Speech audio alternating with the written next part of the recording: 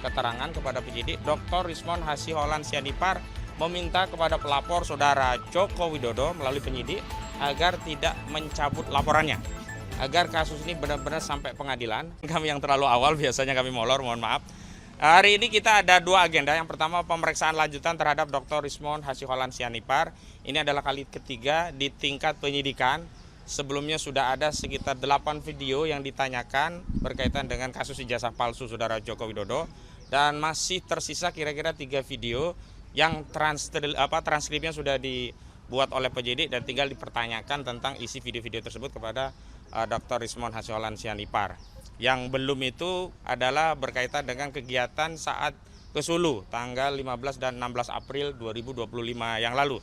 Selebihnya sejumlah podcast sudah diperiksa dan dijelaskan, termasuk kajian tentang apa yang menjadi dasar kesimpulan ijazah saudara Joko Widodo itu tidak identik dan pembandingnya apa saja, teknologi atau sistem yang digunakan apa, dasar-dasarnya seperti apa, sebagaimana yang sebenarnya sudah kita ketahui, tapi tadi lebih rinci ya, karena ada istilah-istilah teknis yang dijelaskan, sehingga beberapa masalah atau kendala teknis yang bikin lama itu, pertama, print out-nya sampai 24 berkas.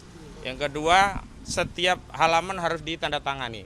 Makanya kalau di total bisa ya 1000-an halaman begitu untuk berkas-berkas keseluruhannya, dan itu yang membuat lama. Belum lagi saat pengetikan ada tipu-tipu atau ada salah redaksi baik kata maupun kalimat yang itu membuat lama. Secara substansi, Dr. Rismon Hasiholaun Sianipar telah menjelaskan secara argumentatif dengan dalil-dalil ilmiah sesuai dengan kepakarannya sebagai ahli digital forensik. Dan Dr. Rismon Sianipar ada hal yang penting untuk diketahui oleh media dalam sebuah keterangan kepada penyidik. Dr. Rismon Hasiholaun Sianipar meminta kepada pelapor saudara Joko Widodo melalui penyidik agar tidak mencabut laporannya, agar kasus ini benar-benar sampai pengadilan, agar effort ya yang dikeluarkan dalam memberikan penjelasan di kasus ini itu tidak sia-sia, karena sudah banyak ya tenaga, pikiran, bahkan biaya yang dikeluarkan untuk melakukan kajian ini. Nah, nanti kalau di tengah jalan tiba-tiba saudara Joko Widodo mencabut, nanti jadi apa ya, anti klimaks begitu.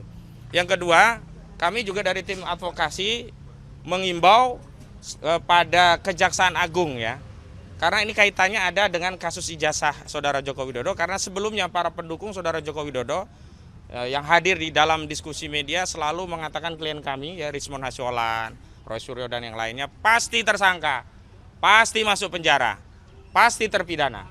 Sedangkan kemarin kita ketahui bahwa saudara Sylvester Matutina tidak hadir kembali dalam proses PK, permohonan PK, dan sudah dinyatakan gugur permohonan itu.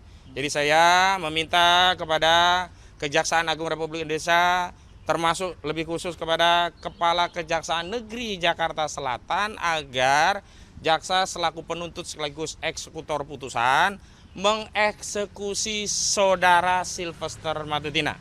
Hukum tidak boleh kalah dengan Sylvester Matutina. Negara tidak boleh menjadi subordinat Sylvester Matutina. Rakyat butuh ketegasan bahwa negara melindungi harkat dan martabat dan wibawa hukum dengan mengeksekusi Sylvester Matutina. Dan kami juga dari tim advokasi menginformasikan bahwa nantinya Dr. Rismon Sianipar Hasiholaun dalam pemeriksaan ini akan meminta kepada penyidik di tingkat penyidikan agar kami bisa menghadirkan ahli.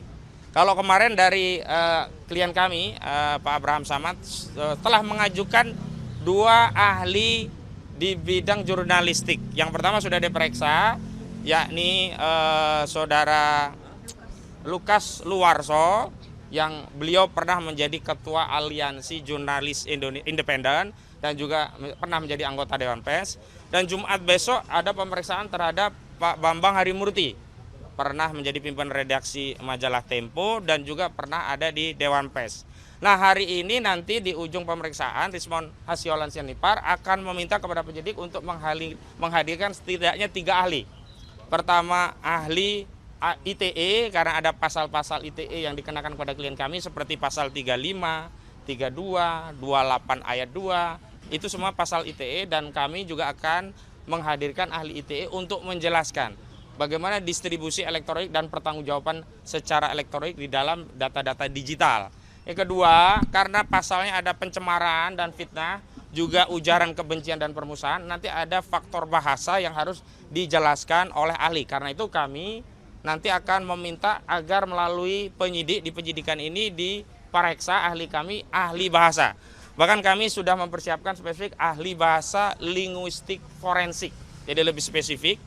Belum kami sepil namanya, kami sedang berkoordinasi. Yang jelas ahli ini kami akan hadirkan. Kalau biasanya di dalam pembelaan kami hanya menghadirkan ahli itu di persidangan. Di kasus ini kami sudah mulai menghadirkan ahli-ahli itu untuk diperiksa di tingkat penyidikan. Yang ketiga tentu ahli pidana. Nah, ahli pidana kami siapkan 2 orang. Satu dari sebuah perguruan tinggi negeri nasional dan satu dari sebuah perguruan tinggi swasta. Yang kedua-duanya akan memberikan penjelasan tentang unsur-unsur pidana dalam pasal-pasal yang hari ini sedang disidik oleh penyidik.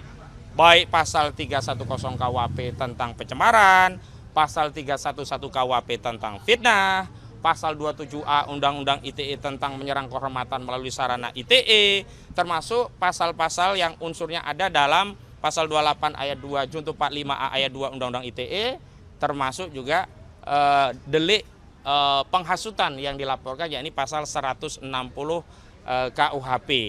Kami harapkan dengan adanya kesetimbangan keterangan baik dari ahli kami, juga dari ahli yang konon juga sudah diperiksa oleh Polda Metro Jaya, bahkan kabarnya yang sudah diperiksa ahli psikologi, sosiologi, bukan hanya pidana, juga bukan ITE, termasuk ahli sosiologi, psikologi terkait ujaran-ujaran yang menjadi materi dari pemeriksaan di tingkat penyidikan ini. Kami ingin ahli-ahli kami yang memberikan keterangan juga memperkaya, yang akan bisa dijadikan pertimbangan oleh penyidik untuk menetapkan apakah kasus-kasus ini benar-benar sebuah kejahatan yang layak untuk ada tersangkanya setelah dipenyidikan, atau ternyata ini sebenarnya bukan bagian dari kejahatan, bahkan hak konstitusional yang berulang kali kami tegaskan bahwa setiap orang bebas bersuara, bebas berpendapat.